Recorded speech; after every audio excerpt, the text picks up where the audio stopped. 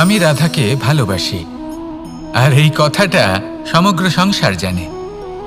আর সময় অন্তরে লীলার দ্বারা, বিভিন্ন ঘটনা দ্বারা, কর্মের দ্বারা আমি নিজের এই ভালোবাসা রাধার সামনে প্রকাশ করি। এবার আপনি বলবেন এসবের কি প্রয়োজন? রাধা কি এই কথা জানে না যে কৃষ্ণ তাকে কতটা ভালোবাসে? অবশ্যই জানে, কিন্তু এই যে ভালোবাসা, তা মনে রেখে দেওয়ার জন্য নয়, তা প্রকাশ করার জন্য। আর বারংবার এই ভালোবাসাকে প্রকাশ করা উচিত, উচিত সময় এবং উচিত সুযোগ দেখে। কিরকম?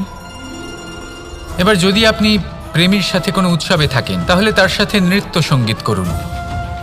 যদি ভিড়ের মাঝে থাকেন, তখন প্রেমীকে সম্মান করুন, একান্তে প্রসাধন করুন। দুঃখের সময় তার হাত ধরে থাকুন, সুখের সময় আলিঙ্গন করে রাখুন। এই প্রেম যত প্রকাশ করবেন, ততই এই প্রেমের বৃদ্ধি